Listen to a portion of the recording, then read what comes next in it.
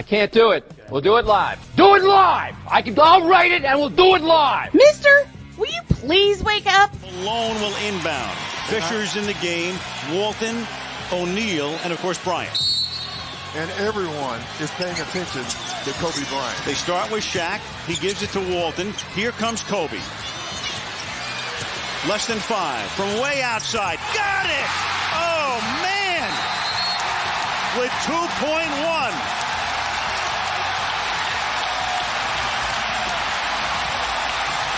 This is Snowman in the Morning. Hey, this promises to be fun. Oh, yeah. Can't wait. Are you kidding me? Do you believe it? And the conference semifinals are completely underway. Good morning. This is Snowman in the Morning with Cole Johnson. And it is just me at the moment. Cole Johnson, the other half of the name Snowman in the Morning with Cole Johnson. The other half is convalescing. He probably will show. He probably won't, but he is still recovering from cancer surgery that he had almost 1 month ago to the day. And we were definitely happy to see him return on the mic yesterday. On tap today, we're going to talk about, of course, the two conference semifinal matchups we saw last night between the Sixers and the Heat, and then the Mavericks and the Suns. We will set the table for tonight's set of games. We definitely will talk a little bit about some NFL things that just are getting under my skin. And I might mention this. Has Major League Baseball gone the opposite direction in terms of being interesting? What I mean by that is, since baseball doesn't want to appear as though they're greasing the wheels to have home runs being flown out of the park, the fact that hitting has gone down, does that help or hurt the league? I'll touch a little bit on that a little later. But on tap, last night, I think we saw two interesting games. Game one, I'll start with the Heat and the Sixers. The first half was competitive. The Heat got out to a 30-22 advantage in the first quarter. Then the 76ers chipped at that lead and chipped at it some more and chipped at it some more until they actually took the lead going into the half. And then it just seemed as if the bottom just fell out. From the third quarter on, the Heat took over, and that was that. For the 76ers, who are now down 1-0, you had Tyrese Maxey with 19 points. I think that needs to be up to just a tad, just a little bit. Not too much, just a little bit, probably like 22, 23, 24, around that neighborhood. You had Denny Green, who started but only got 5. You had DeAndre Jordan, who only ended up with 4. You had James Harden, who started off hot but cooled off. I think he was at the half. He had 12, and then he ended up with 16. Tobias Harris, who we talked about yesterday, I think it was K. Peeps who said that he was overrated, which I can understand why he would say that. But I said, I don't think he's overrated. He's underwhelming, because he'll have these types of performances and then he'll disappear in other times too. And he last night was the leading scorer of the whole game, I believe, with 27. And he pulled down 6 boards too. So if he can put these totals up along with Harden or Maxey, they might stand a chance. And if Embiid can come back, and all signs point to game 3 as to what he will, then the possibility of the Heat running away with the series lessens and lessens and lessens.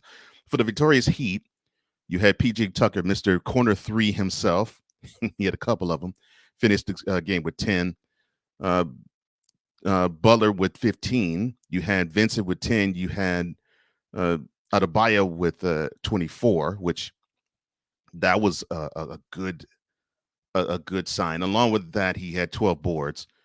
I think that was also a sign of not having Joel Embiid in the game. But Coming off the bench, Mr. Sixth Man himself, Tyler Hero, 25 points, 7 dimes on 4-6 from 3. I'll say this right now. If the Heat can play this type of defense and Butler does not have to go off for 30 points, the 76ers will be in for a long, long series, and a short vacation will be in the offing very, very soon. I just don't believe that the way this team is constituted, talking about the 76ers, that they have a chance against the Heat. Now, a lot of people were saying that Harden would need to be the Harden of Houston. You for real? I don't think you heard what I said. They said that they believe Harden needs to be the Harden of Houston. What? The step back travel Harden. What? The Harden that wants to draw fouls. What? The Harden who complains and kvetches to the referees. What? The Harden who from mid-October to mid-April is considered point guard territory. What? The one who scores 28 points and 12 and gets 12 dimes and gets 9 rebounds. What? The one who Daryl Morey said, the president and the president of basketball operations of the Sixers, Daryl Morey, said that he is the best offensive player in NBA history. What? The one who disappears like his name is Harry Houdini every time we get to this part of the calendar for the NBA season. Damn! You do not need that James Harden. You need the James Harden, and he played, I think it was either game 6 or game 2, where you need him to be the guy who he'll give you 20, 21, 22, 23 points, but you need that assist total to be high, 13, 14, 15, 16.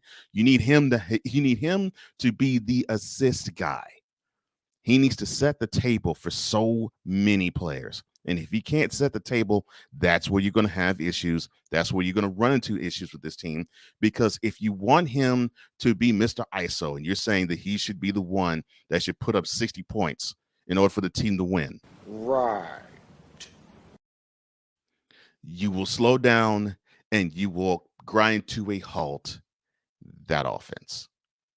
That is not what the Sixers need, especially for a defense like the Heat, who they can guard the post and they can shoot out to the perimeter and recover fast. You need to make that ball move. You need motion in your offense. You need the ball to move. That's the only 2 ways that the Sixers can win. And Harden is not that type of player. Now, you put it in Maxi's hands, you might stand a chance because the ball will move, because more people will touch the ball. That's what you need. But Harden, you want him to be the number 1 scorer on the Sixers? Bitch, please. Not happening. Now let's transfer our way to the evening's game, the late night tip between the Mavericks and the Suns. And this one, the Suns held the lead from opening tip and didn't relinquish it. And the final score is not indicative of the game, 121-114. Suns go up 1-0.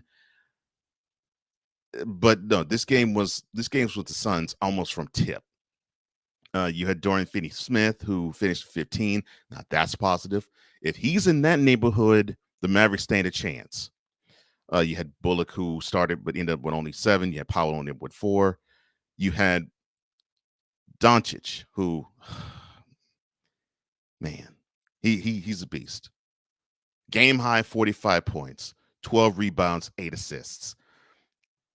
When he is on, he just cannot be stopped. 4-11 from 3, which is not bad, not great, but not bad. 15-30 from the field, I could take that. 19 for Kleber off the bench. What the Mavericks cannot have is a Jalen Brunson who only scored 13, which is what he did last night. He needs to come up bigger, especially if Doncic is going to raise up his level and score 30, 35, 40. Because if he does that, Brunson has to follow with about a 25-point game if Doncic scores 45.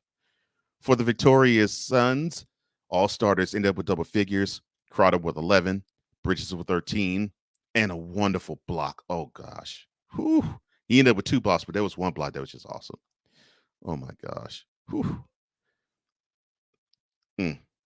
Even though he did good offensively, he is a stud defensively.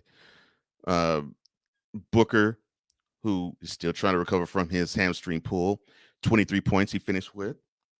Decent. Not great, but decent. Chris Paul didn't really have a great game. 19 points, okay, but only 5 rebounds and 3 assists. So he didn't really have that type of game. But it's funny, Booker ended up being the high assist guy with 8. Johnson off the bench with 17. Payne off the bench with 9. But what I said yesterday was what came true. DeAndre Ayton.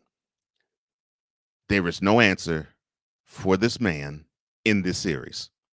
There isn't a man big enough in this series who can even slow down, much less stop Ayton. The only person who's going to stop Ayton in this series is DeAndre Ayton. 25 points, 8 rebounds, 12 and 20 shooting. He had the post all to himself, literally, the first quarter.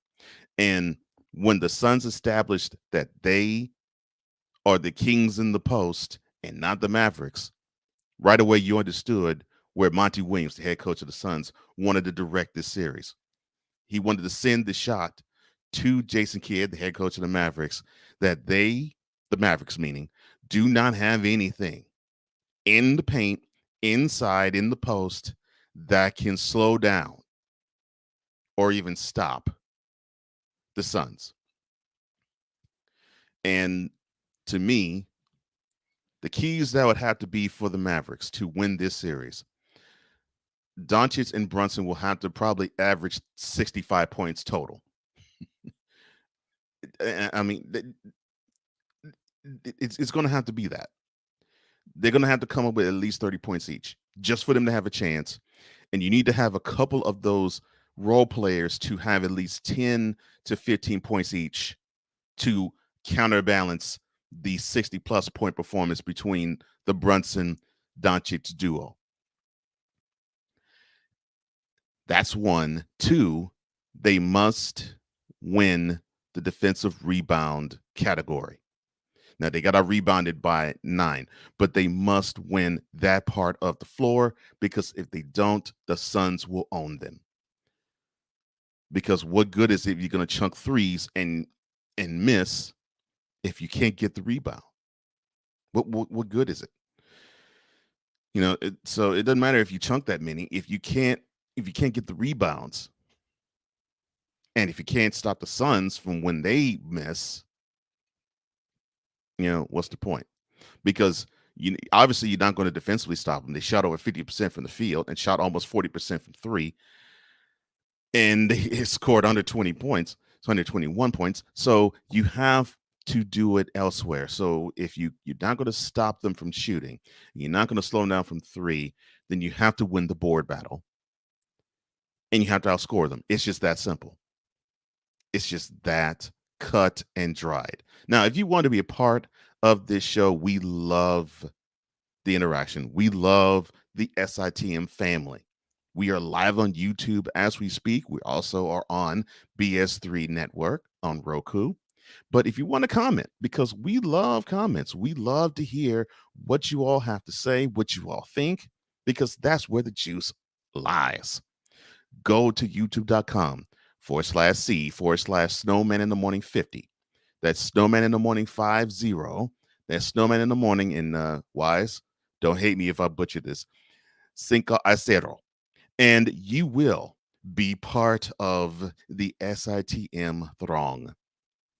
We love the fam. And then when you're on YouTube, don't be afraid, don't be shy, don't be bashful. Hit that subscribe button, hit that notification bell to let us know that you do want to have more of Snowman in the Morning with Cole Johnson.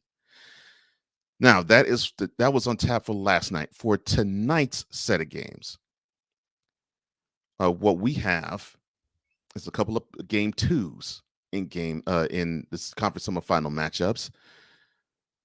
Tip-off is at 7 Eastern between the Celtics and the Bucks.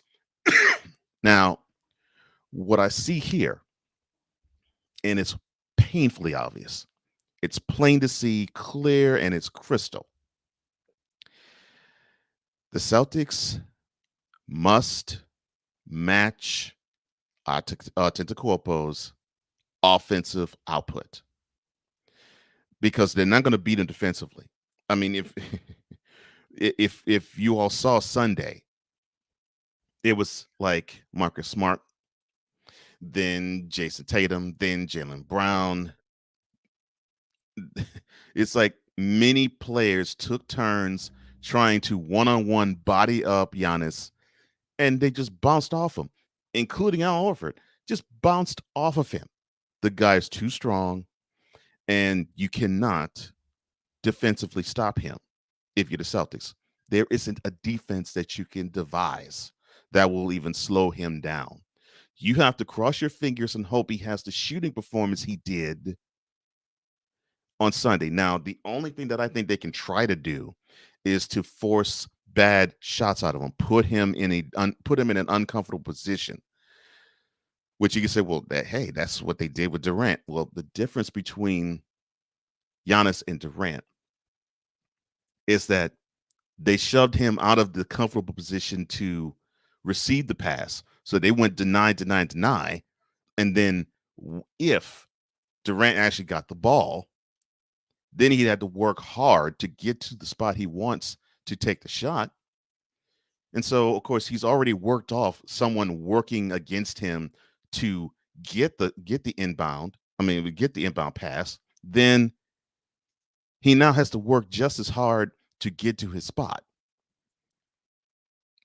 And when you have one body that worked on you to get the ball, then you have another body that comes upon you to deny your spot. And then you have another guy who's probably coming from somewhere else to contest your shot. And you do this possession after possession after possession, it gets more difficult. Well, with Giannis, he can rise over all of them. And yes, you could say, well, Durant can too. I mean, Durant is 6'10". Giannis is 6'11". Yeah. Here's the main difference. Durant is probably as thick as my pinky finger. Giannis is strong, and he will move you out the paint. It's just that simple. It's just that cut and dried, and no Celtic one-on-one can slow him down. You could try to double him. He'll split it and find the open man because his game is just that evolved. Good morning, Cool. I hope everything is fine, brother. I hope everything is great. Sick. How you doing, brother? Oh, man. Everything is lovely. I hope everything is good with you, Cole. And he says, what's up to you, Sick, as well. And come on, be amongst the family. Be with Cool and be with Sick and be with my man Ryan and Andrew and Latine and Trisha. The family, it keeps growing. K-Peeps, it keeps growing by the day. Ethan, come on back, sir. That critical Broncos fan, come on back, sir. Yeah, we love to have this interaction like Sick here. Sick says, Cole, wouldn't it be wiser for the Celtics to pressure the rest of the Bucks on the floor? That would take the Greek freak out of the game. And he also says, going to you, Cole. And it's funny that you say that. I was thinking about how the Pistons tweaked their Jordan rules defense against him when the Bulls found ways and chinks in the armor in their journey to usurp them. And in 88 and 89, the Pistons knew Jordan wanted to play 1-on-5, and they played to Jordan's ego, saying, well, if I need to beat all 5 of you, I will beat all 5 of you. And of course, they would put him to the ground. Like, well, he's not going to pass. So we're just going to collapse the lane and knock him to the deck, which they did time and time and time again. Well, all season 1989, Jordan got into the weight room. When it came time for the Eastern Conference Finals to roll around again in 90, he was able to shrug whatever the stuff they were trying to do him physically off. But the rest of the team, wasn't up to snuff. And so their thought was, okay, well, Jordan will get his. We're going to deny everybody else theirs. And then, of course, the very next year, the Pistons couldn't do it anymore. Cool says, Giannis is unstoppable. If you focus on him, the other guys will get off. If you take them out, he will score 50. Here's the dilemma of doing those types of tactics. Like you said, Sick and Cool. The Celtics defensively have no answer for Giannis. They just don't. They have to cross their fingers and hope that Giannis decides to brick 2/3, if not 3/4 of his shots. That's the only way the Celtics defensively stand a chance against him. Otherwise, Giannis can get anywhere on the floor at any time, any place, anywhere. And if that is the case, the Celtics will have a long night defensively, because then you'll have to do what they really don't want to do, and that's put Robert Williams III on him and waste 6 fouls. That's the only other option you have, and that's something you don't want the Celtics to have, because they got to have him defend the post with the others anyway.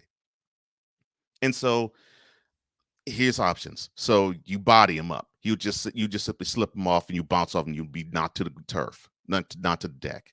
You double him. Well, he's not wise enough to sense the double and then kick it out to the open man, which that really is what he wants you to do anyway, because then you double him, he kicks out the open man, the shots fall, and then when the shots fall around the perimeter, you want to guard the perimeter, then Giannis can go to work underneath. The best option for them defensively is to double him and cross their fingers that the person that Giannis kicks the ball out to misses the 3. That's the only hope they have. Outside of that, defensively, they cannot stop Giannis at all. So the only way to truly counterbalance that is you got to have Jason Tatum and Jaylen Brown offensively counter what Giannis does on the opposite end. That's the only way that they can successfully counter that.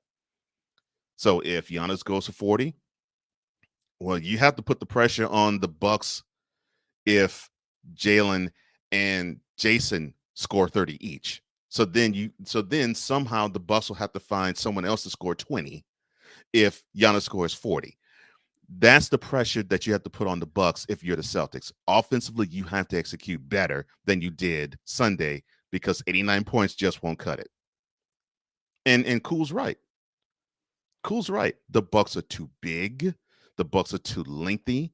The Bucks are too wiry, and the Bucks are too physical to do to them what the Celtics were easily able to do to the Nets, because the Nets, one, they don't want to play defense. 2, they don't want to really be physical. And 3, they want to beat you with skill. Well, a team that's physically solvent, they will beat that and beat you down to submission if you allow them to, and you're stubborn enough to not allow your skill and strategy to overtake that. Meaning, here you got these 2 great ISO players in Durant and Kyrie, and I'll talk about him a little later. You would think that you would stop doing ISO because it's easier for a defense to set the sights on one particular guy in one particular area and say, okay, well, we know we don't have to worry about the other 4. We just have to lock this one guy down. And they don't lock the one, and they lock the one guy down easily because you don't have anyone running to the same side of the floor as the ball and the ball handler. You don't have a screen that's coming. You don't run the guy who you want to free up with picks. You don't do any of that. You just say, well, we know this guy can beat any defender in the NBA one-on-one. Well, what happens if you come across a team where you can't do that? That's what happened in the Nets. And that is something that the Celtics easily can defend. The Bucks, the Celtics can't defend that, because no matter what they do, the Bucks have an answer. They have a counter. Okay, we'll be physical. Well, the Bucks will be more physical. Okay, we'll double. Well, they'll kick it out to the open man. Okay, well, we'll try to make the shots difficult. Well, they can rise above you. So no matter what defense the Celtics tried, the Bucks have accounted for it on that end. So unfortunately for the Celtics, the only counter for them defensively is to have great offense themselves. That's the only counter that they do have. That's the only counter. Cool says, very true. Holiday, Portis, Allen, Lopez, and Matthews need to make buckets.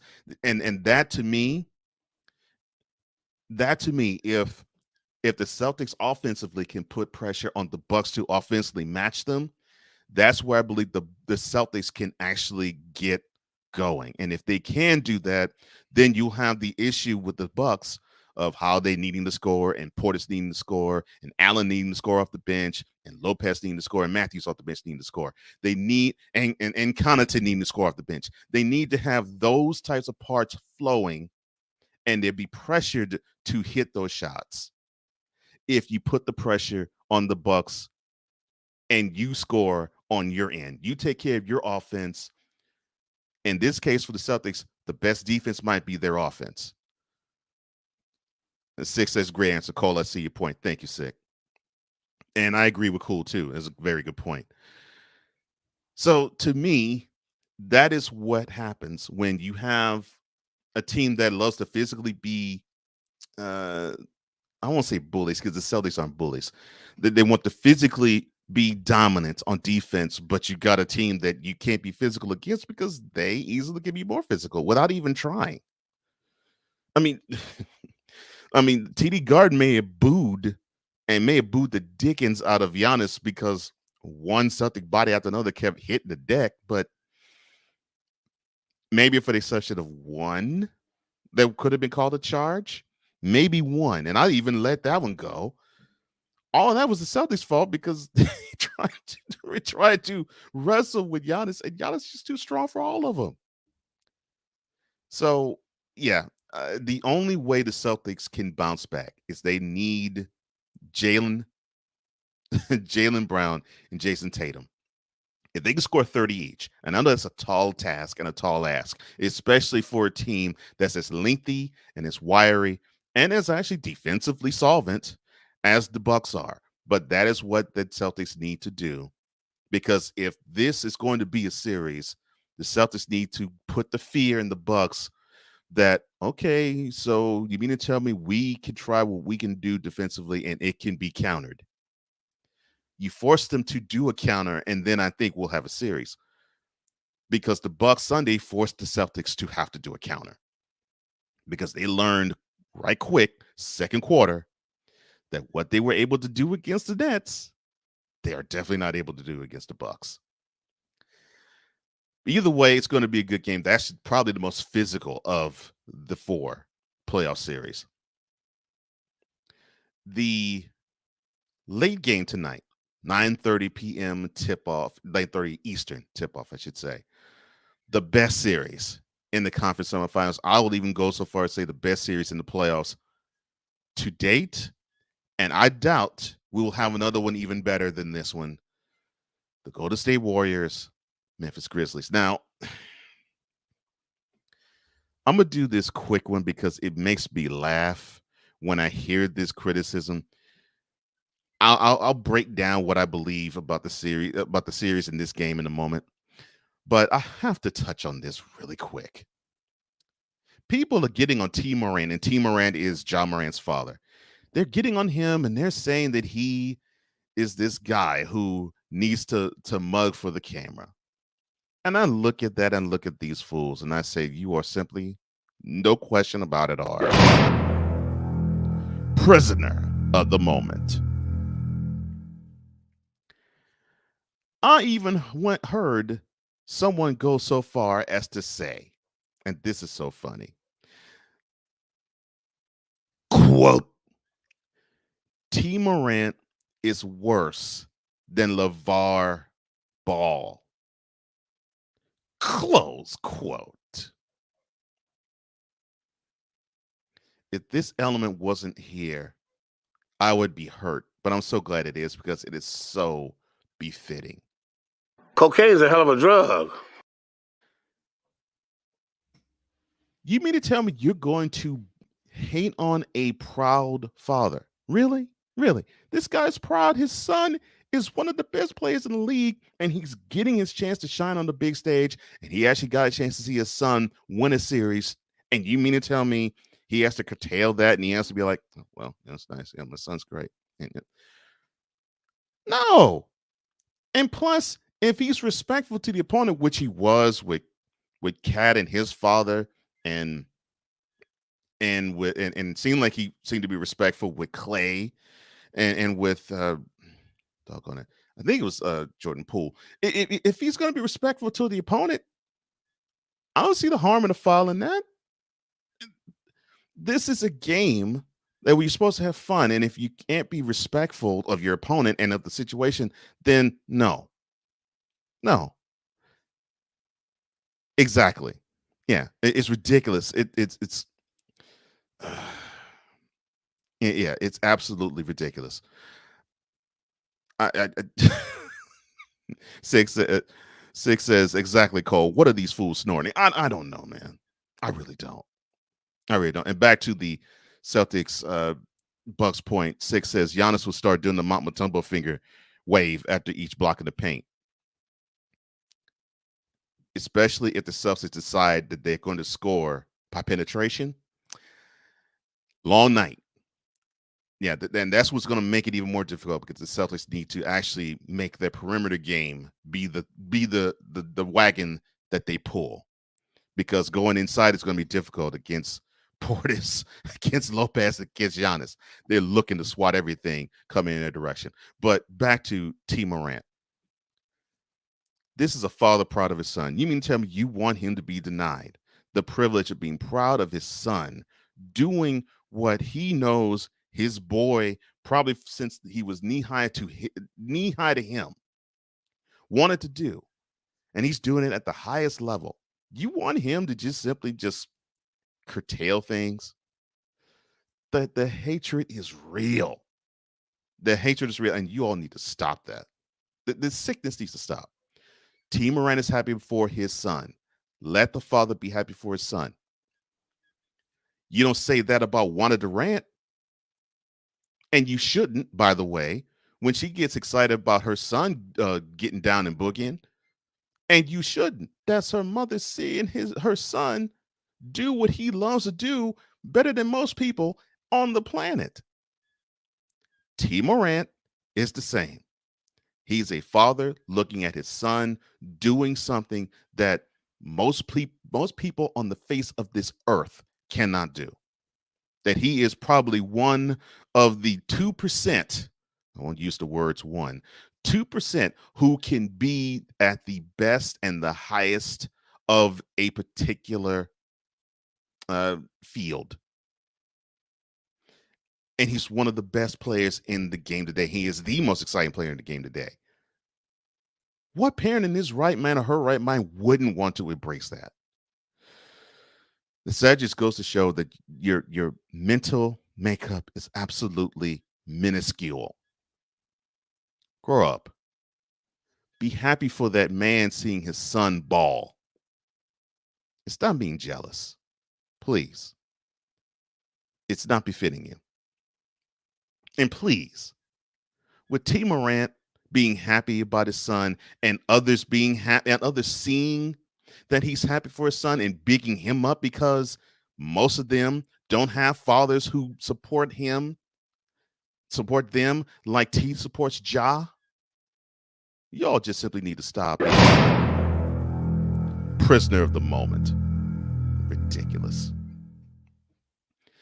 Now, to this series, because this is the best series to me, the whole 2022 playoffs long.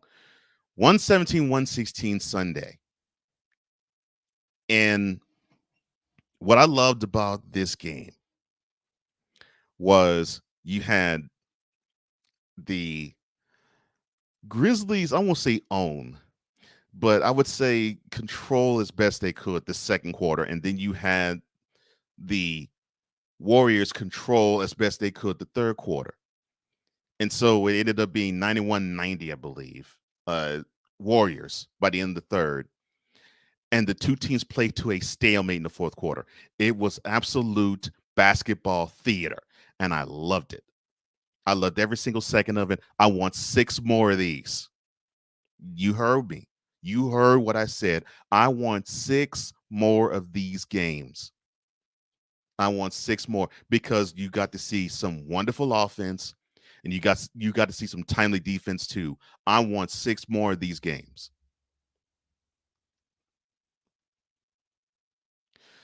Six says, who remembers how many people getting on Richard Williams?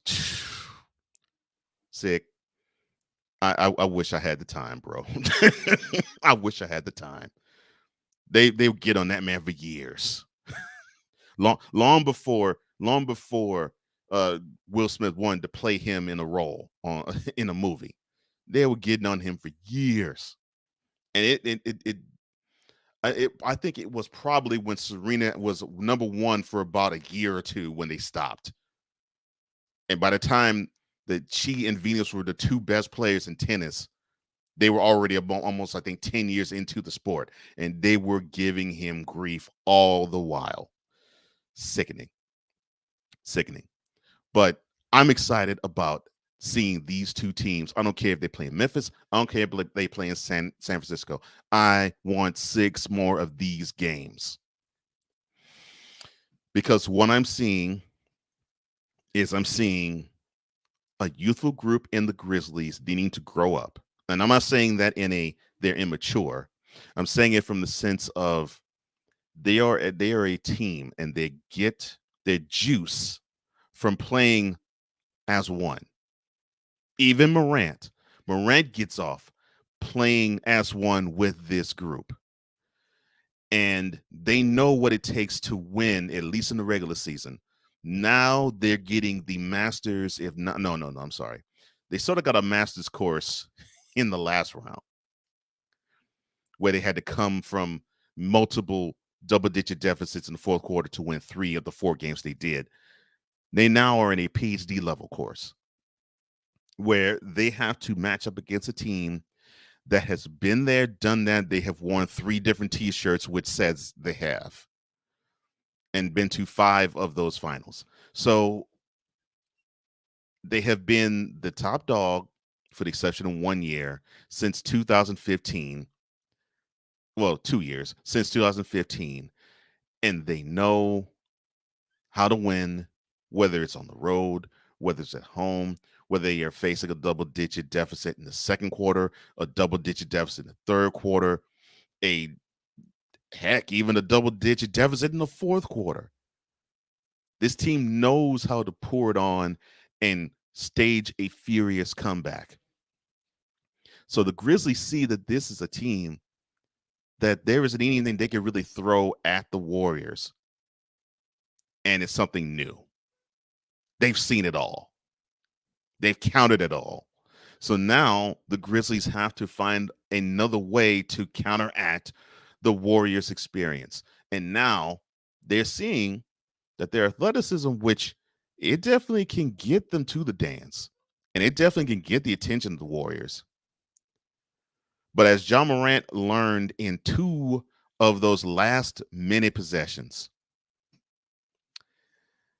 that athleticism can get you there. Sometimes that athleticism won't get you out of there. Sometimes that athleticism is not enough. And that's that left-handed scoop layup that he did successfully shoot and sink for a game winner. I think it was game 5 in the first round. He found that it hit the board and it did not even hit the rim because you had a team who was more invested in that possession to be defensively better than the best offensive one-on-one player on the court. That is the one thing that the Grizzlies have to counteract. So they do play like a team, but they have issues. For instance, 1, the Warriors just make any defense infuriated. There were times I saw the Grizzlies defense get bogged down in not communicating with one another. And when you have that as an issue, a team like the Warriors can just simply chew you up, spit you out. And as I said before, the Warriors, they cue you. It is death by 1,000 backdoor cuts. They just backdoor cut you and backdoor cut you and backdoor cut you. When you expect them to just shoot a three, and you expect them to shoot threes all game long, they just backdoor cut you.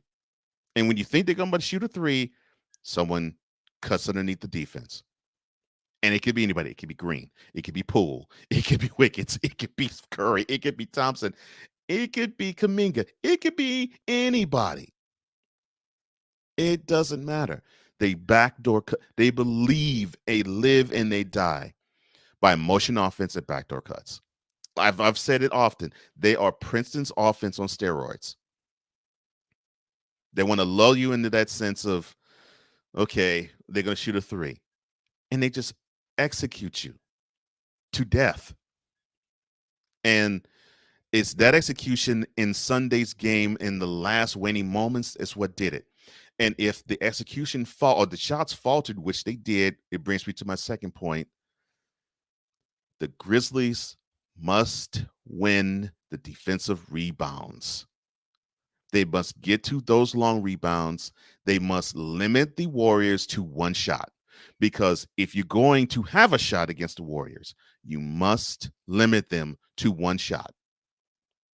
Don't give them second opportunities or third, because they will take advantage of each and every last one of them. That's why the game was decided the way it was, because it was off a miss. The Warriors got a rebound. They kicked it out to Clay. Clay saw it charging, I think it was Bane. Saw it charging Bane, or it was either Bane or Clark. Saw it charging defender at him. He pump faked, let the defender fly by him, dribbled one spot to his left, shot a three, nothing but net. That is that is what the Grizzlies need to counter. They need to have defensive rebounding done.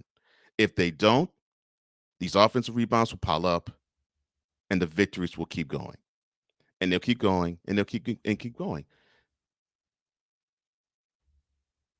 And it's just how it is. That's just how it is.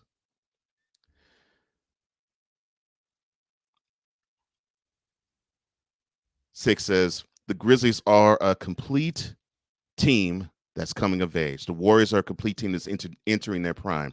Up-and-comers versus seasoned young vets. And that's what they are. And that's what I love about them. That's what I love about this dynamic. Cool says he definitely agrees. Six says Morant's parents both played college-level basketball. Growing up in South Carolina, Ja had great examples. It definitely shows. It definitely shows. See, what I love about this matchup, though, is the Grizzlies look like they are a team right now where they could take those lessons and they can quickly learn them. And if you don't believe me, think about this. So in game one of the last series, they allowed 130 points.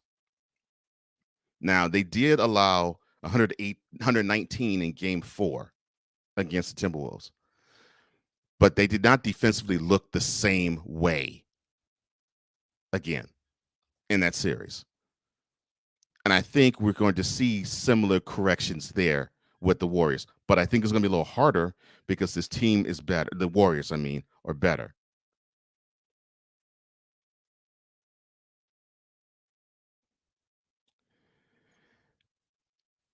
Now, what do I see coming into the Nice game? I think I'm going to see Morant play a little more controlled. And it might be a bad thing. And I say controlled because that last minute in Sunday's game, Morant seemed to just simply be out of control. And that's really not him. You know, he seems to be in control. Even when he looks like he's doing these daredevil type things, he always looks like he's in control. It didn't look like that the last minute when he dribbled. And this was great. I hate to say it. It was actually great defense by Curry. It was great defense by Curry to guide him to the paint and then force a turnover. It was great. It was great. It was great defense there. And then the last play of the game with Gary Payton II forcing Morant to be completely out of his comfort zone, as Morant, of course, was going to cut after a pass after an inbounds cut pass. He was going from midcourt and hard run toward the basket. Payton decided to push him back about 15, 20 feet further into the backcourt. And so he had to make Morant work harder. And did. Morant still got the pass. Morant still had the drive. But the shot went begging. And to me, that's where I think the most growth has to come. Morant has to learn that his gifts of being this athletic marvel can still be good, channeled, and controlled. Because at least for now, it seems like when he pulls it back too hard. Example, the play before when he had the ball in his hand. He could have gone for a 2-for-1. Decided not to. A person who is in that situation more and more and more knows, or who is seasoned veterans know, okay, I see 33 seconds. Okay, we're down 1. All right, let's put a shot up before we get to 24. So I can guarantee our team having one last shot, no matter if we're down 1, up 1, or down 3. We'll be guaranteed a shot. Now, to me, that is where I see the disparity. Not necessarily the true X's and O's, because the Warriors, the only deficiency they have is they don't have a big. And the Grizzlies cannot really exploit that. So knowing that the Grizzlies can exploit the fact that the Warriors don't have a big, that simply means one of two things. Either the Grizzlies are going to have to run the Warriors out of the building, or the Grizzlies are going to have to match point for point, stride for stride with them. Well, I think they learned the second route, that if they're going to do that, they have a tough road to hoe, because they have to execute in a way they haven't ever. This team can execute, but they have never executed on this level. The Warriors proved that they can execute on this level, and they don't have to do it with all of their parts. That's where the Grizzlies have to get stronger, get more mature, get better. If they can solidify making those strategies count and making that type of play solvent, if they can make that a part of who they are, and they still can hit the timely threes, they still can just run around and make it difficult for you to shoot on the defensive end, and they communicate with each other, and they can have Morant give you one of those tremendous dunks and wonderful layups and these depth-defying plays, and he's great with the ball in the open court. They could do all of that. Then the Grizzlies do have a chance in this, and I really do believe they can, because the one thing that plays against the Warriors is if the Grizzlies can get to those long rebounds from the Warriors missing the 3. Morant wants to run until your tongue wags. Given the opportunity to have the tongue wag and have Morant run out there, and then you will have exactly what I believe the Grizzlies want the Warriors to do, which is they want to prove to the Warriors They're not as athletic as the Grizzlies are, and they really aren't technically. But the Grizzlies are not nearly as savvy. And when I mean savvy, I don't necessarily mean cunning. I mean savvy as in they aren't nearly as experienced. They are not even nearly as seasoned, and they're not as nearly prepared to be in this moment as the Warriors have been. But that's not a fault of the Grizzlies. There isn't any team in the other 29 who are as seasoned as the Warriors are. Because there isn't a team that could say in the last 7 years, we know what it's like to win a finals. We know what it's like to lose one. So they have seen the highest of highs, the lowest of lows in a given year. They've seen confetti fall in their favor, and they've seen confetti fall in the other team's favor. And when you have that type of experience,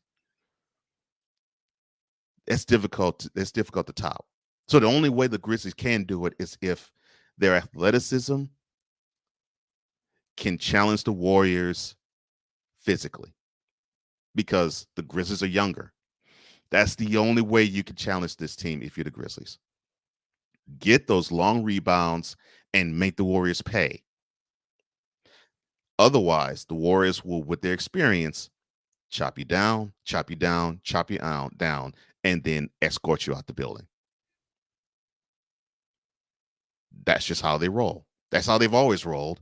And that's how they will continue to roll until a team can actually come up and chop them down and roll them out the building. 6 says Morant can't rely on his physicality and athleticism alone. He needs to work on other aspects of his game, or he'll follow the wrong path like his favorite player, Russell Westbrook. That is what scares me about Morant, but I think Morant doesn't want to be like him, but he could if he thinks, well, if he has the feeling of he can't guard me and he can beat everybody off the dribble no matter when and no matter where, and he doesn't work on his shot because it's inconsistent, it's in and out. But I think what works in his favor is he likes to work within the dynamic of a team, and he wants to be diversified. So I think Morant will be good. Cool says even a floater or a spin move would have been better. They knew he was going to take that particular shot. Got to hit him with a different game plan. 100. And that's where the strategy comes into play. Where, and this is Kerr. Kerr had the whole team watch and say, look at the tendency of Ja. With this, if you see this play, he likes going with his offhand. He likes going with his left hand. He likes to do that shovel hook. So what you're going to do is we're going to send two bodies his direction, which that's exactly what they did. They had one guy who met him at the paint, guided him a little bit further off so that he didn't basically drive down the line of that paint, where, of course, it would make the shovel layup easier, makes it harder. And so he's dribbling more and more left to his angle. And then he has to just basically hook the shot. And then here comes another guy, which was, if I'm not mistaken, it was Klay Thompson, who just gave him a subtle, not a hard, and really not intentional, a subtle nudge to make the angle of the shot even tougher to make.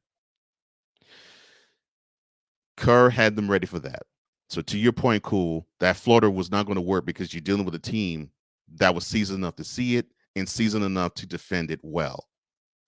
And if it's going to come down to that, advantage Warriors, which I felt that even then before the play actually got executed. 6 says the Warriors head coach Steve Kerr has been making notes since the start of the playoffs. In my opinion, I think he's been making notes of this team, especially the Grizzlies, probably since the start of the season, because he knew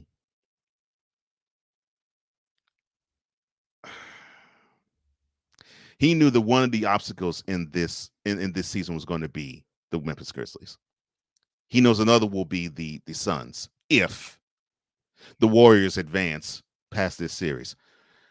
I believe he's been making mental notes of both teams as the season has progressed. And I know he's acutely made notes of, to your point, Sick, acutely made notes of the Grizzlies ever since the playoffs began, because he knows that the Warriors are going to have to execute better than in any other juncture in their playoff run this year.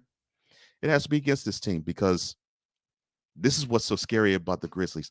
They can cover for their mistakes with athleticism, and not just Morant, Jackson, Bain, Clark, Tillman. They all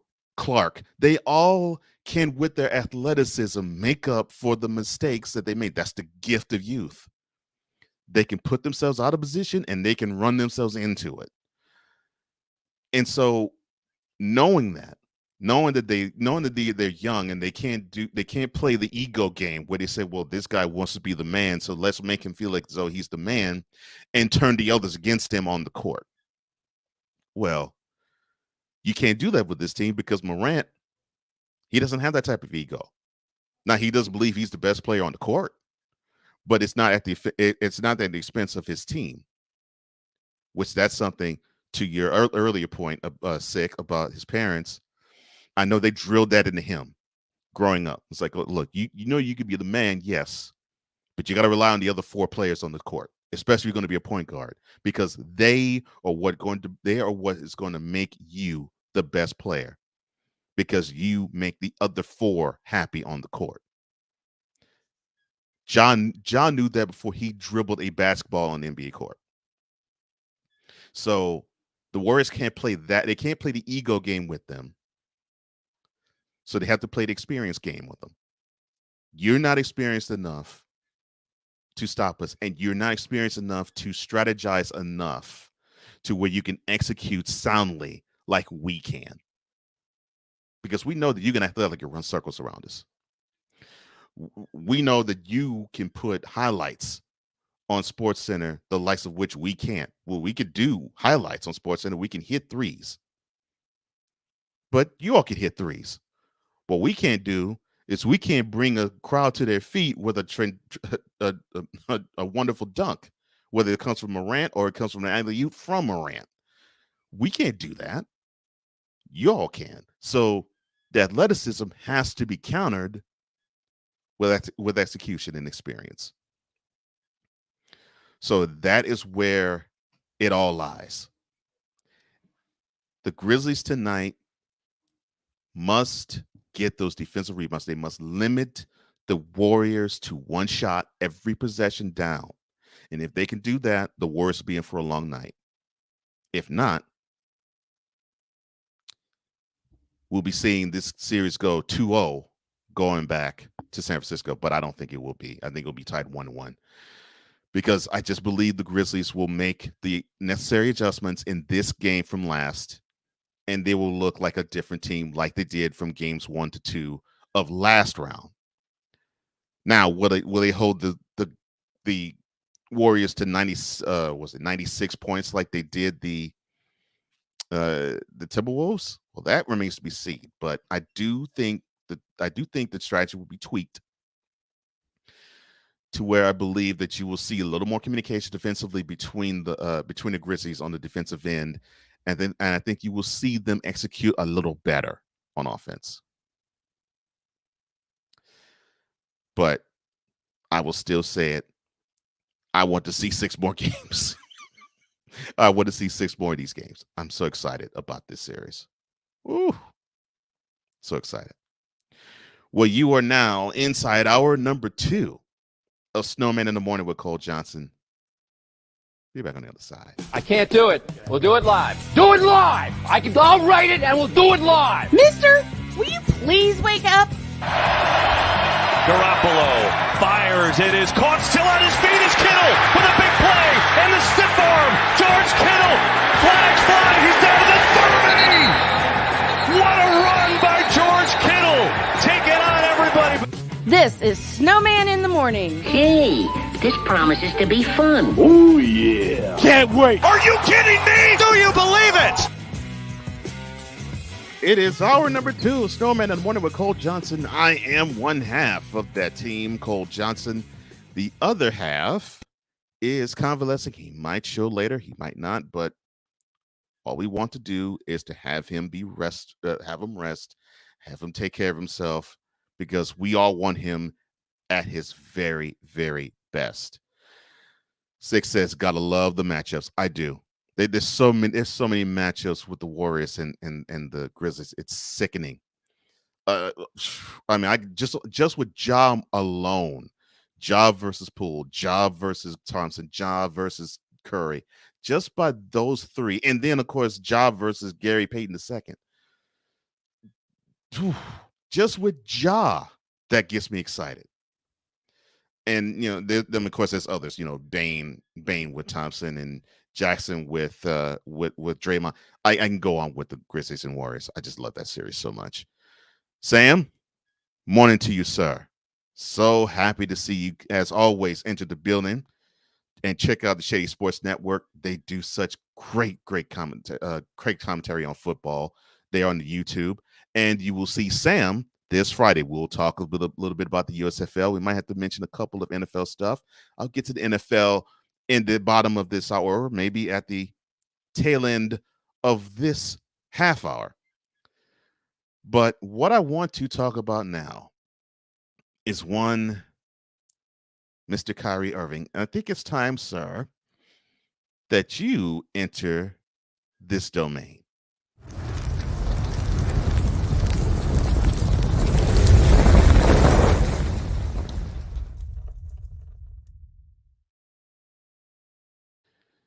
So it's been a week since he held his final press conference, and in the playoffs, I mean. And he felt he had to go on Twitter to express himself. And so he went on this tirade on Twitter. It pains me. It pains me just to see this, but I just have to, because I have to address this. Goes on this tirade on Twitter, and he starts, quote, "When I see my name or my brothers and sisters' name getting spun through the media, I refer to all my research about who they are. Their job is to control public perception, all while profiting off discussing, discrediting, and disrespecting people's lives for entertainment. I send shots at the puppet masters, not the puppets. All puppets do is run around society trying to gain popularity and state opinions. What a life. My name is worth billions to these media corporations. My brothers and sisters who deal with this know exactly what I mean. When you become free mentally and spiritually, there is not much this twisted and racist society can surprise you with. My ancestors left behind all the wisdom and truth for their agenda to be exposed. When you know exactly who they are, you can't hide from their filth." Close quote. And before I begin, let let me get warm with the greeting. So, of course, Sam of the Shady Sports Network says hi, not just to me, but to everybody out there watching and into chat. Six says good morning to you, Shady Sports Network. And Sam says thank you for that, sir. Good morning, Sig Diggy. I had to look at you all because, you're family and you give me warm vibes, and I love you all for that. Because what I'm about to say now sickens me. Kyrie,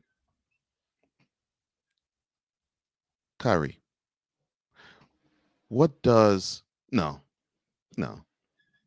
I can't say it this way. Dolomite. Bitch, are you for real?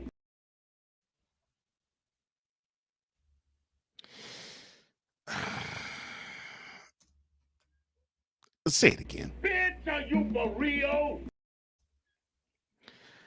What do your ancestors have anything to do with the fact that people are looking at you, wanting you to be present as a basketball player? I don't give a crap about your religion. I know you're Muslim and I know you observed Ramadan. Cool. That's you. That's your business. What upsets me is that you want to bring race into a picture. Race doesn't even come into the forefront. And you want to take shots at puppet masters.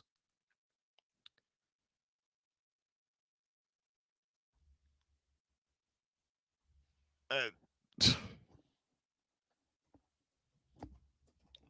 you said you want to take shot at puppet masters, but here you were sitting in a press junket, and you at one time said that the media was. Let me see if I got the notes correctly.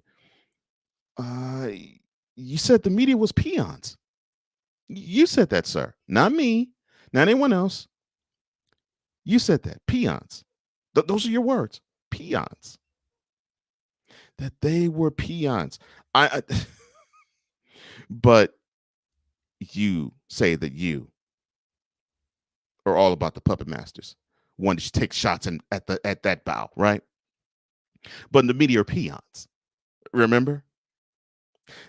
Remember that you were nothing more than just an upset brat who people looked at as an afterthought for the Cavaliers when someone asked if LeBron was a father figure to you, and you just simply went ham on the reporter. You remember those days where you weren't considered the best player on your own team? You remember that? You remember how you wanted to be out. You wanted out so badly from the situation with the Cavaliers, even after winning a championship. And of course, you rubbing into a Cavaliers face later and saying, I brought you one championship and you MF are still on my neck. Well, I would believe they would be on your neck because you're wearing a jersey that doesn't say Cavaliers on it. But you wanted out so bad because you wanted to have your own, you wanted to be your own man. And 2 years later, you realize, wow, I crapped on this man, LeBron, and he actually was a good dude. I actually learned a lot. Only to still throw shots at the bow against him.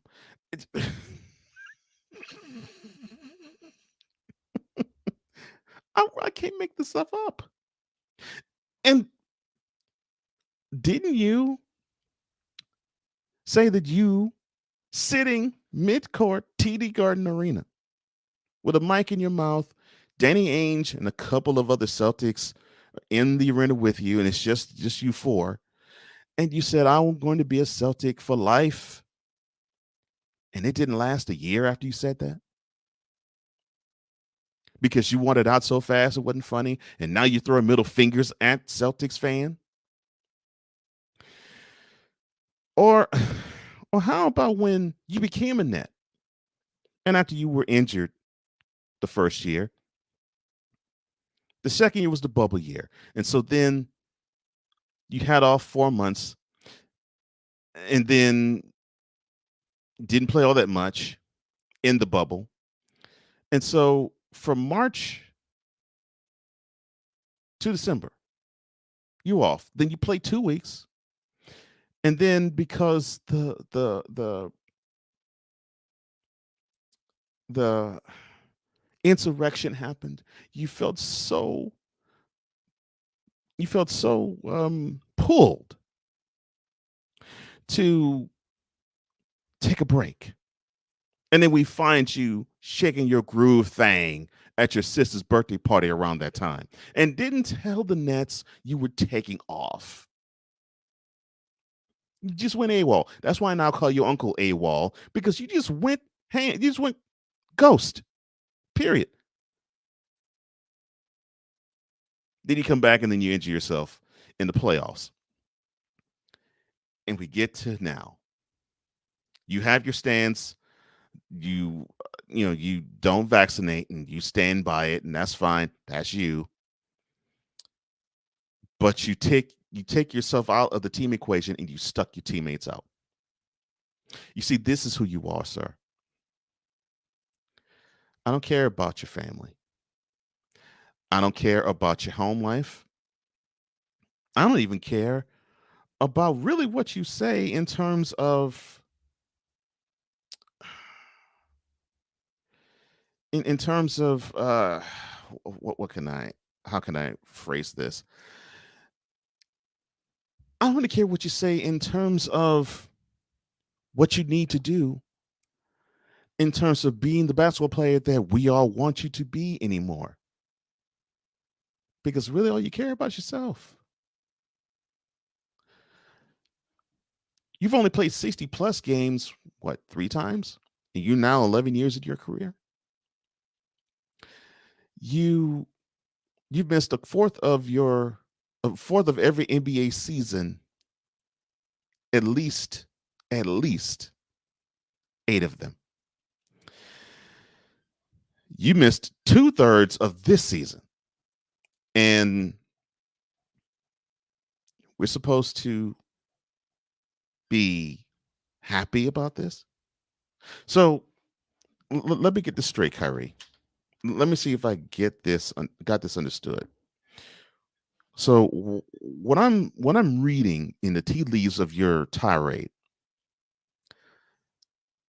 is that you feel as though you're under attack, and you feel as though it's because you're black, and that I derive entertainment from this. No. If Kyrie Irving was white and came from Scandinavia and did the exact same thing, I would still call you out on this ridiculous, erratic behavior that you have. You want to know why I call you the woke people's champion? Takes like that. I don't care what your color is. I don't care what your upbringing is. I could give a crap that you're from New York. You're supposed to be this player that people say that is talented, well beyond his giftings, right? But you don't want to show us. That's why I have the problem. And it's to the point where, I hate to say it, Negro Knight actually has a point here when he says that you should only receive 1 year at a time contracts. Give him whatever you want, but only give it to him 1 year at a time. You're pathetic, man. You're pathetic.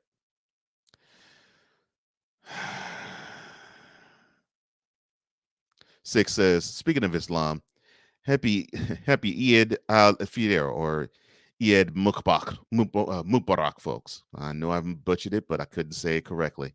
Sick also says, was LeBron James actually a good dude? I'll get to that another time. Sick also says, also, where's his godfather, Rod Strickland? Either he or Kyrie's agent needs to sit him down and give him an earful. You said a mouthful right there, Sick. BS3 Network, hello. Good morning. Love that you're here, as always. Love that we're on your network, as always.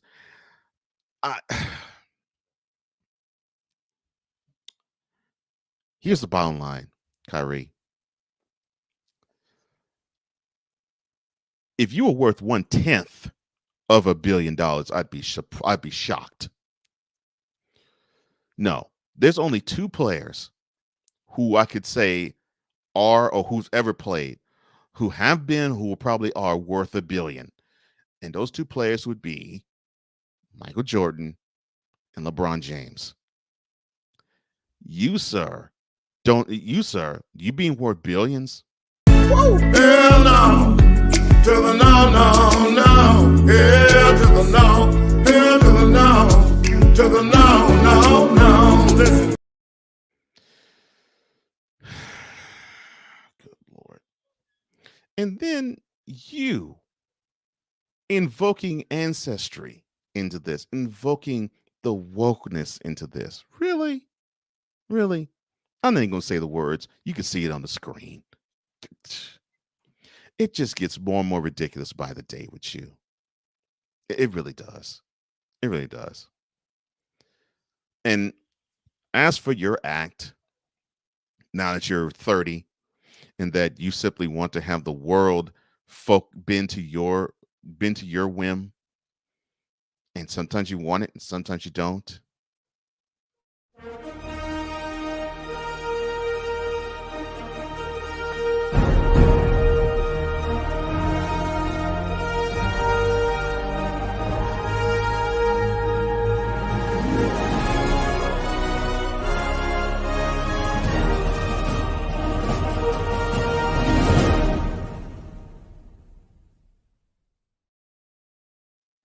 It's time for you to get off the hot seat, man. I'm just sick of your games.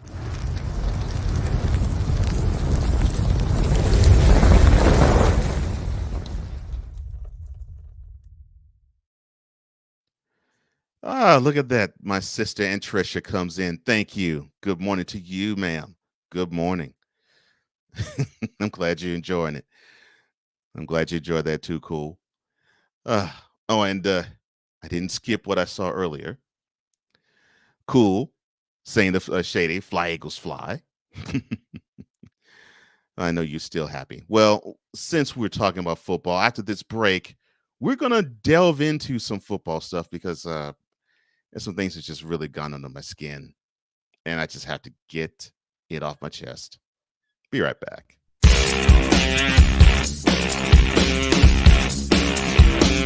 This is Snowman in the morning.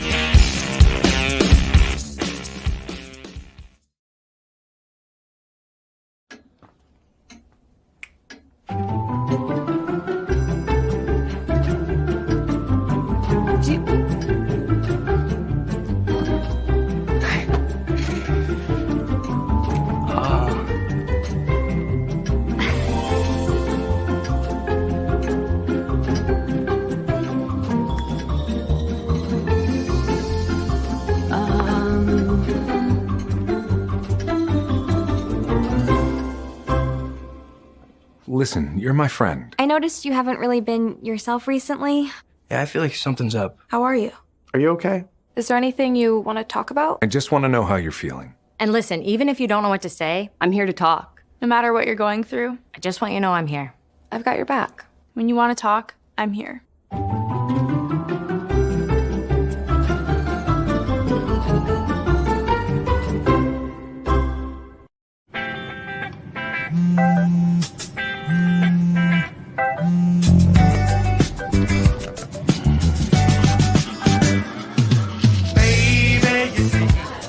You're so right for me, and I'm right for you. I love the things you do, like sweet tasting wine. Your lips are so divine. Your loving turns me on. My lonely days are gone. That's why I'm never gonna let you go. Never gonna let you go, babe. I'm never gonna let you go. No, no, never gonna let you go.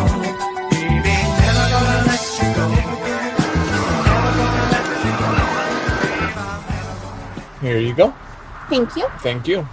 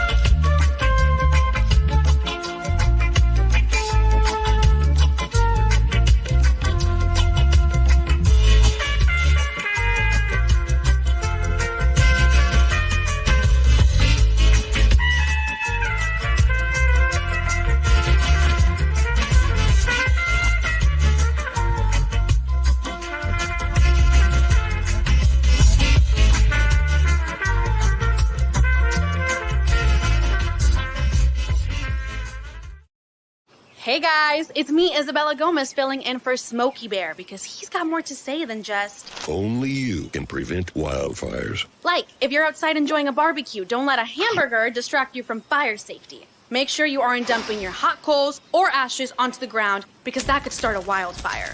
So take wildfire prevention seriously, and let's save the world one day at a time.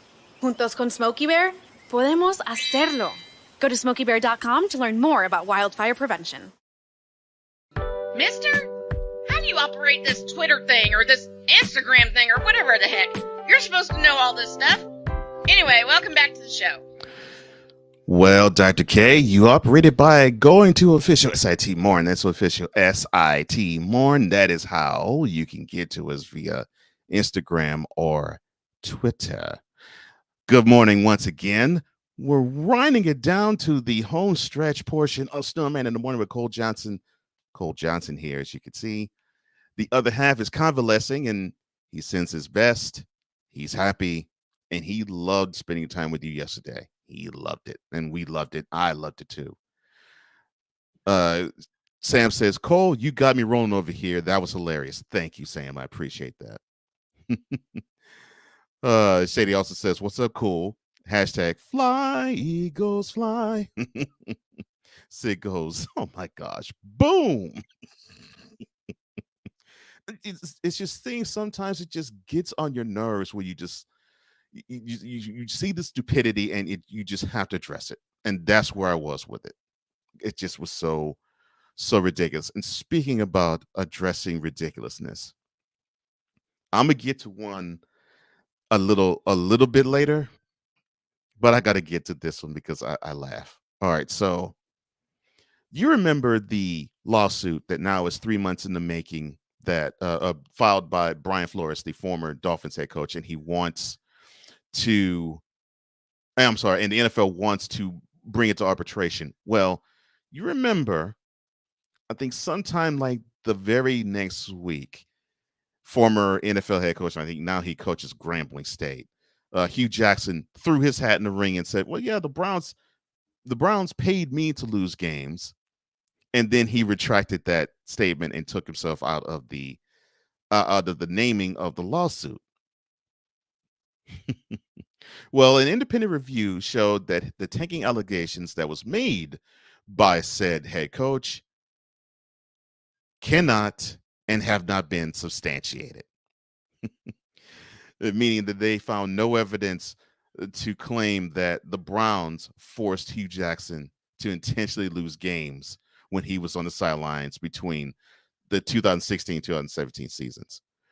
So basically, the charge was saying that D and Jimmy Haslam paid him to lose games, and that he posted some things on Instagram and Twitter and Facebook saying that the bonuses were incentivizing him to lose games.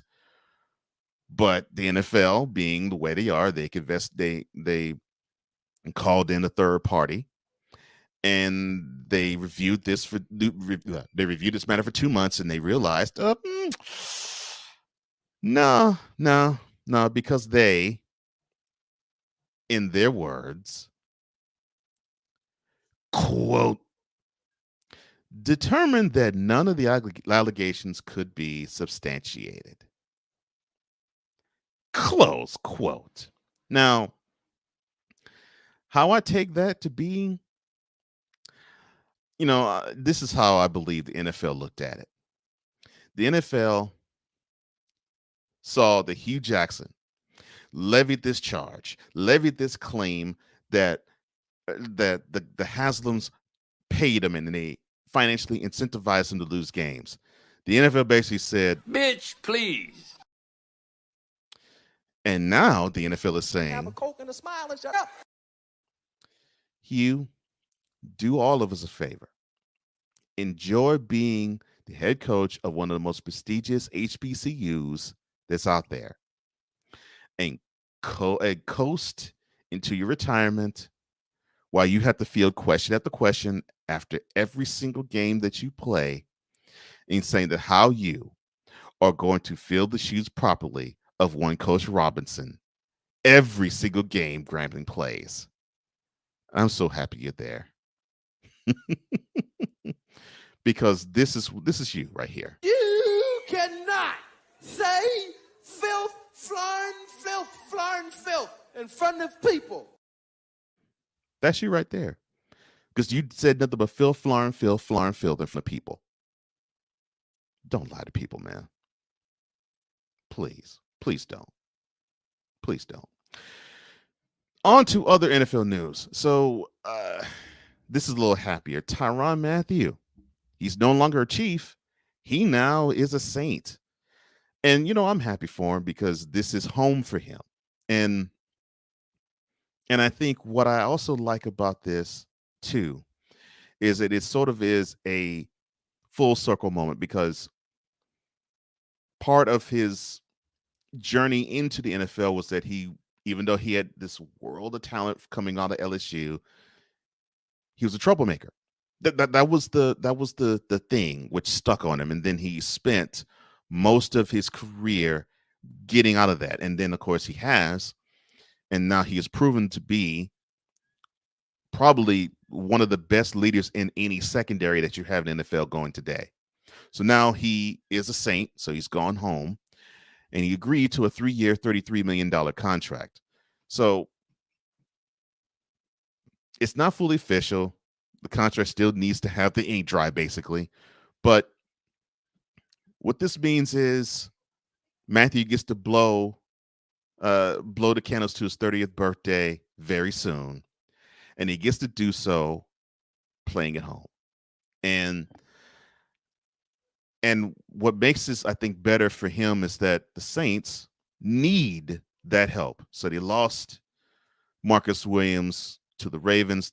They lost Malcolm Jenkins to retirement. And so they needed to have some sort of presence, some sort of veteran presence there, because they did sign Marcus May earlier in the week in free agency. So now they have that presence there. And now they have that leader that left with Jenkins and probably would have stayed left if they didn't have a Mathieu there. And now he's there.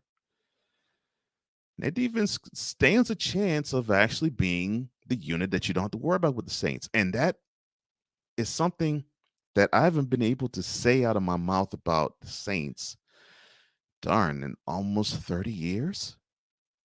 When the Dome Patrol was the thing. Because let's be real. The 2009 defense, they were bend but don't break. They basically had their model sampled after the 1990 to 1993 Buffalo Bills. They made sure you got your yards, but they wanted to make sure you didn't get your points. And the Saints were sort of built in that type of vein, but they were all about wanting to get takeaways, get turnovers, interceptions, fumbles, sack fumbles, and strip fumbles. That's what that defense was. And they stuck being that type of defense for as long as they could until the wheels completely fell off. Now they have the chance to actually be a stout defense, and they need it because their offense is in flux. And I know you're saying, well, wait a minute, they got Michael Thomas on one side. They now have Chris Olave on the other side because they got him from the draft. They have Jameis Winston, who seemed to be pretty good when he was playing last year before he got injured. They seem to be fine, but you forget Alvin Kamara has some legal issues to deal with back when he was in Vegas. So, the legal stuff has to take care of itself. We know the kind of detriment to the league. Hammer is going to be brought out upon him, so he'll probably end up missing at least 6 games this year. Oh, did I just say kind of detrimental to the league and missing at least 6 games this year? Oh, my goodness. Okay. All right. Here's what I wanted to address. So,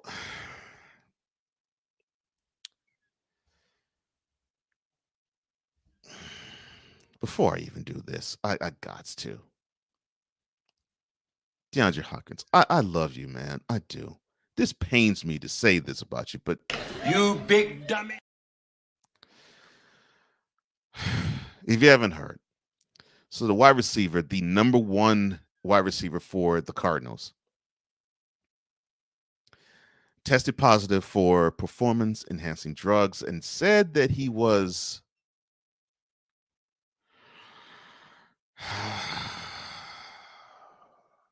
I mean, this literally pains me. He said, quote, he was confused and shocked, close quote, as to the positive test that he received. Now, his brand manager, Doug Sanders, wrote in a text, and I think this is reported by ESPN, that there was a test in November that they did, and it was returned with trace elements of a banned substance, and that the tests in both the month before and after were negative.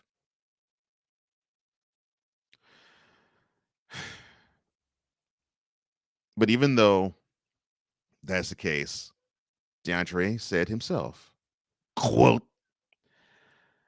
I was confused and shocked. I'm very mindful of what I put in my body and have always taken a holistic approach. So I am working with my team to investigate how this could have happened. But even as careful as I have been, clearly I wasn't careful enough. For that, I apologize to the Cardinals fans, my teammates, and the entire Cardinals organization. I never want to let my team down. I fully intend to get to the bottom of this. As soon as I have more information, I will share it. Close quote.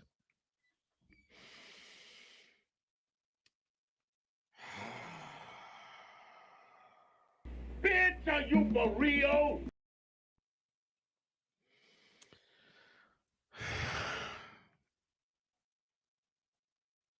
Six says, was he? Yeah. That's how I'm feeling. I'm like, you can't be. You can't be confused and shocked, man. DeAndre, you said it in your text. You said it in your tweet. You're mindful of what you put in your body. And what I also know is that all of you, every single player gets a list. A list.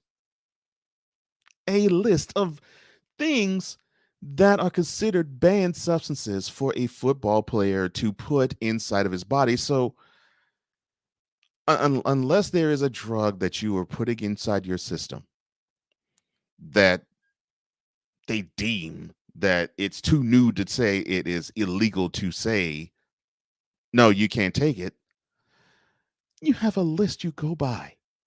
A list that is detailed that you can't take this substance, you can't take this substance, you can't take this substance. I'm assuming you get this every year, but I know you get it at least at some point in your NFL career, but I believe you get this every year because I know there's certain substances that, for example, in baseball, back in 1998, McGuire did take steroids, but the steroids he took were legal. And they had to say, okay, well, you can't take that anymore. That now is illegal. If you were to do that, I can understand it.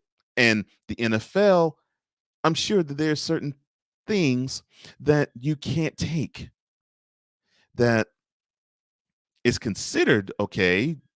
It's good. It may skirt the line, like what Bill Romanowski used to have. He would load himself with a whole ton of pills that was crossing the line, just like he did when he played on the field, where you're thinking, okay, it might be steroids based or related. It might be that it is legal, but it walks the fine line, right? So then from one year to the next, something that walks the fine line is considered banned. If it's that, then fine. But DeAndre, the body that you have, I know you have some muscle in you. I know that. And I know you have ups. So I know that you have athletic ability. You're not the type of guy to want to be buff. You got size on you, but you're not the type of guy who wants to be buff. I don't think you are, because that's not how your body is.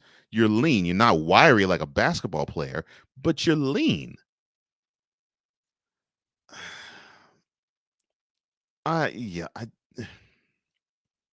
Unless this was something taken to like heal your knee up, I don't know. I don't know, but this is something that is disturbing to me because he is one of the players I always hold up and say, I want people to be like this guy because in the league, like this guy, because he is one of those stalwart players where you know you're going to get 100% from this guy. You know you are. You only can get 100% from this guy because that's just who he is. That's how he's wired. That's how he's built. And he's about that respect. He's on that respect. And that he won't start something, but he'll finish it. Which that's what I like in a football player. Well, any player, but definitely a football player. Don't be about the action, but if someone brings it to you, end it. You know, be about your business of being a professional. And to me, I thought that Hopkins was one of the biggest professionals on the field. And he has proven to be that for the most part, but this is an unprofessional move. And I can't find any other verbiage to say opposite.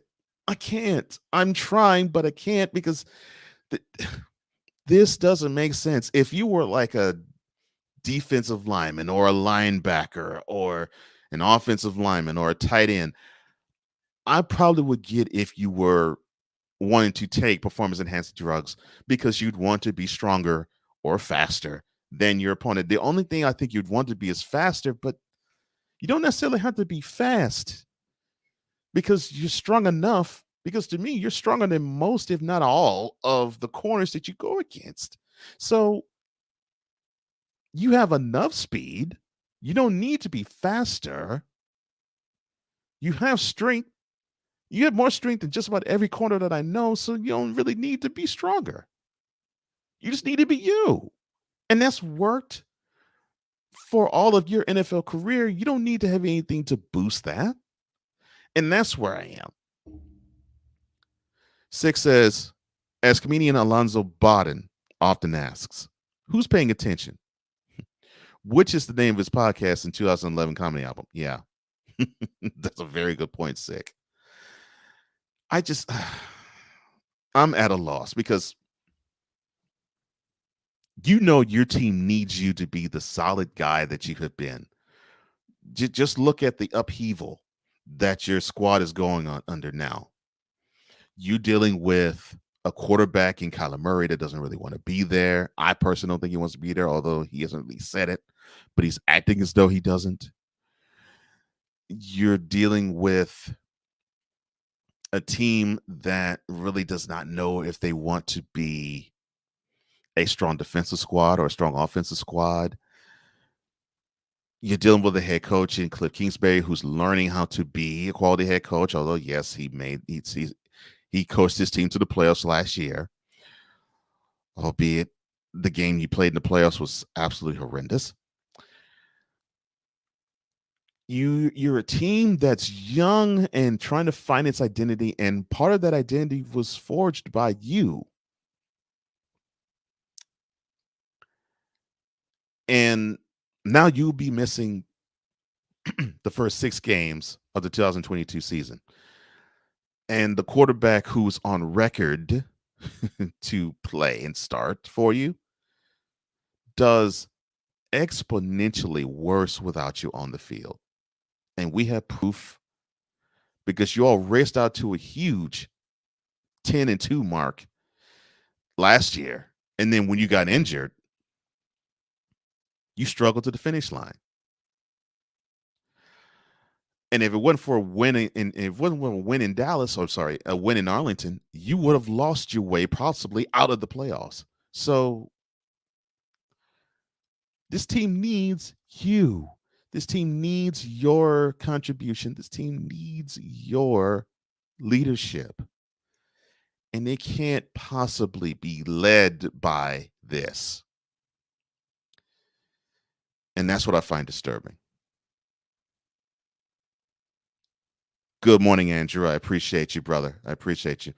And Tricia says, just be you. Indeed. Thank you, Aunt Tricia. Thank you. That's what I find disturbing about DeAndre Hopkins having this happen to him. This guy's already an elite athlete, as is, doesn't need to do anything to enhance himself, and this happens to him. And I know he's 30, but still, he does not need this to enhance himself. Six says, here's a thought. Who's in his ear?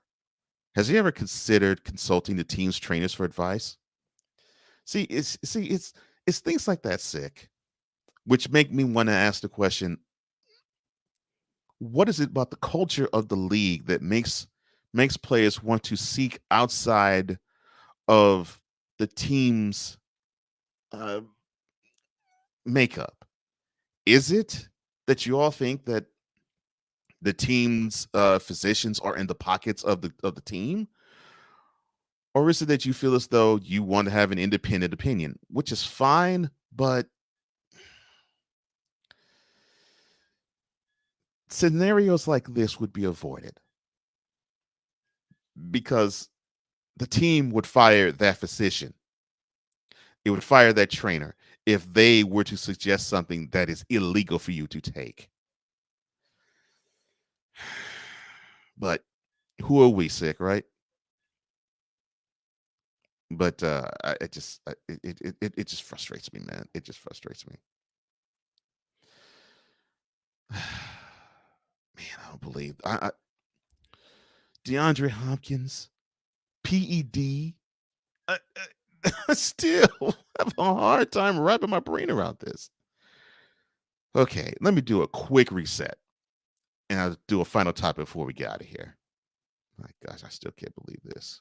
In case you bronzexuals don't know by now, LeBron has never been the face of the NBA, although people want to claim he's the face of the NBA. When there's a fellow in Oakland, California that kind of snatched the mantle from Kobe by hitting a 3 in his face, what impact has LeBron James had on the NBA? I'll answer that for you. Nothing. Jabroni, Jabroni. Welcome back to Snowman in the Morning.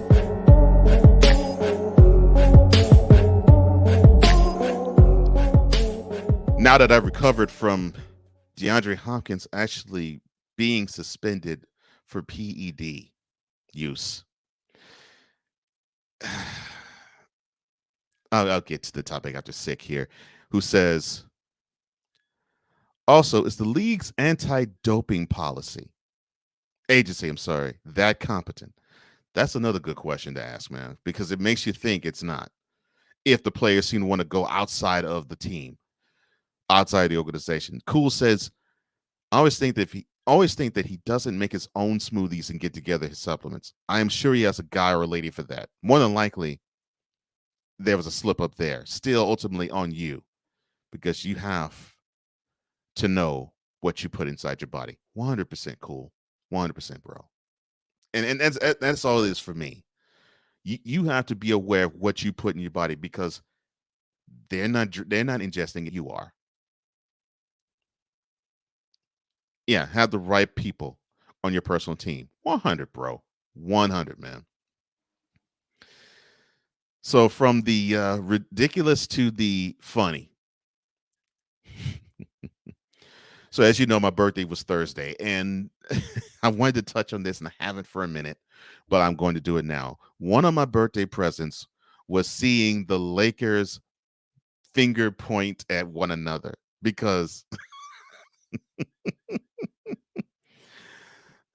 in deciphering their 33-49 season of 2022, the Lakers brass and the Lakers players are pointing the fingers at one another.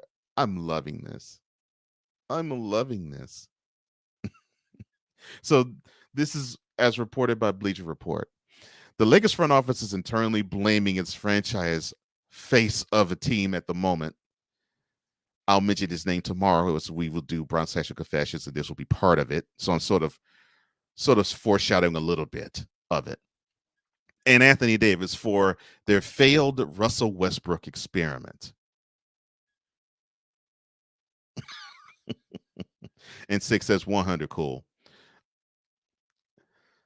Was it really a failed experiment, or was it an experiment that you knew was going to fall flat on its face, but you just thought that you can, compensate for the shortcoming? The organization reportedly felt pressure from Clutch Sports Group.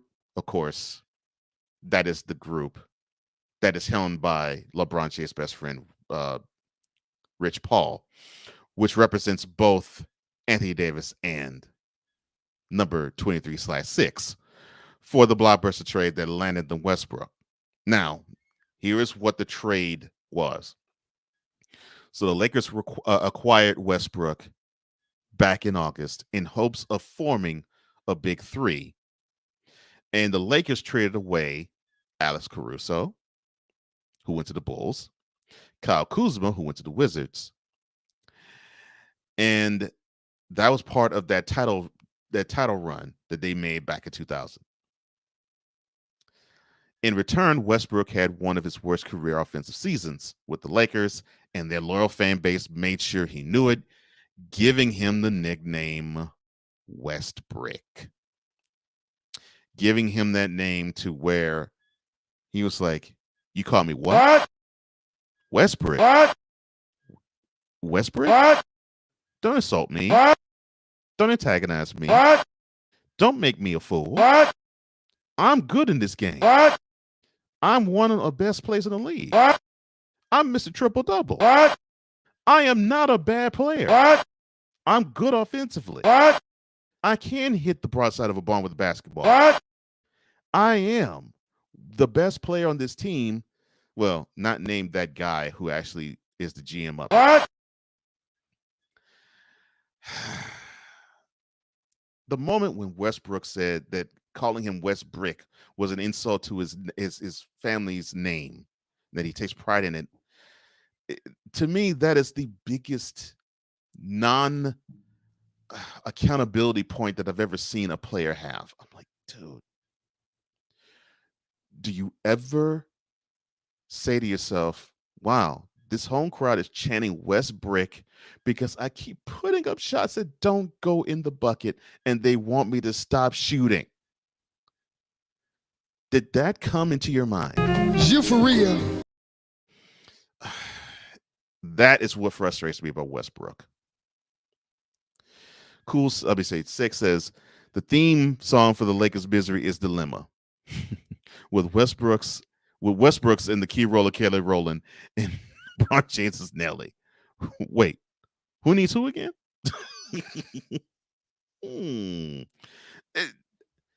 I'm like, it's just ridiculous. Why do we have to have this team turn into the biggest soap opera not named the Brooklyn Nets in the NBA? Why?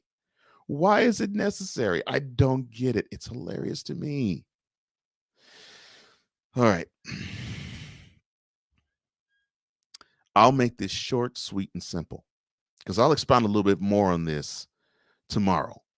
But the reason why the team was 33-49 this year is because, I'm sorry.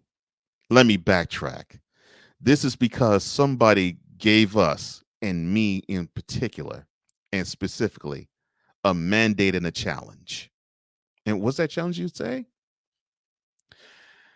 Keep talking about my squad, our personal ages, the way he plays, he stays injured, we're past our prime in this league, etc., etc., etc. Do me one favor, please, and I mean please. Praying hands emoji. Keep that same narrative energy when it begins. That's all I ask. Hashtag thank you. Crown emoji. And I am. The reason why you were 33-49 this year, Lakers, is your team was old. And it was old because you traded away two pieces that are young in Caruso and Kuzma, who both did well on their respective squads, the Bulls and the Wizards, respectively. You traded away other pieces like Jordan Clarkson, who was a was on a playoff team with the Jazz. You traded away those pieces in lieu of getting Dwight Howard, Rajon Rondo, Carmelo Anthony, and Russell Westbrook. Can any of them shoot? No. Are any of them under the age of 35? No. I'm sorry. One is Westbrook, who's 33. Are any of them capable of giving you 40 minutes every night for 82 games? Maybe Westbrook, but besides him, no. You're old. You're slow.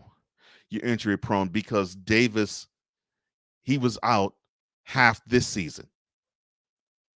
And the other big name, he was out 26. So all of this for nothing. You overhauled this team. You got happy. Many thought, well, this is 6 Hall of Famers on one squad. We're going to win championships. We're going to have a championship this year because it's 70 wins and there's a team that's better than us. And you forgot you need to have youth to balance the experience. Because when you have too much youth, you're helter-skelter. When you have too much experience, you have too many who give you the get off my lawn vernacular. And that brigade was led by Mr. Westbrook. Six says, on a side note, Cole, I couldn't stand that song back in 2002-03. Yeah, they played that song too much for my liking too. Sick also says, these young cats are for the better after leaving the Lakers, away from that debacle where their growth could have been stifled. Here's an example of that statement. Brandon Ingram. Do you think he would be the absolute stud that he has become if he was still on the Lakers now? No. So to this point that Six so eloquently put forth, yes. These talents are much better for not being on the Lakers, but the Lakers should know better than that. Because that talent, if they wanted to, could be molded into those type of NBA players on the Lakers. Now, could it have been done to the degree that Kuzma is with the Wizards now, and Clarkson is with the Jazz, and Randall is with the Knicks, and Randall wasn't traded; they just let him go. And Ingram is with the Pelicans, and Caruso is with the Bulls. Probably not. But all of those names I just mentioned, they were on a team that won more games than this 2022 squad did in a given single season. That's an issue. And you have too little of the youth. You can lean your hand on Taylor Horton Tucker all you want and Malik Monk all you want. They were up and down, up and down, up and down. And they were more down than up. Because they reflected all of the old men's mentality of, well, we could be up and down too. And that's all I have to say about that. Tomorrow, I will go into it a little further as I go bronze sexual confessions with this. But for now, that will conclude this edition and installment of Snowman in the Morning with Cole Johnson. You can find me, other than here, and official SIT Morn at Cole Sports on every social media handle except for Twitter. That is Cole_sports with a Z. And you can also find me on Cole Sports with a Z on YouTube. That is youtube.com/C/Cole Sports with a Z. I love you guys. I love all of you. Thank you for giving me the platform to talk my stuff, to be as entertaining as I possibly can be, and to be me, as Aunt Tricia said and cemented that DeAndre Hopkins should be. He should be himself. Thank you, Sick. You have a great day too, man. And for the rest of you, you also have a great day. Remember, take care. God bless. Make your next move your best move. And if your dreams don't scare you, always remember that they're not big enough if they don't. Dream big, do bigger. I know that's what my man Brian's doing. I know that's what Wise is doing. I know Sam, you're doing that. I know Cool, you're doing that. And I mean, personally, I know that. Sick, I know you're doing that. And I hope you're doing it too. And yes, I finally got it right. Andrew, I love you too, baby. All right. For all of us here at Snowman in the Morning with Cole Johnson, I am Cole Johnson of Cole Sports. Here to say so long. We'll come back tomorrow. More conference semifinals review. Ron Sexton Confession. Thank you for tuning in to Snowman in the Morning with Cole Johnson, the hottest of hot takes and the coldest of cold, hard facts.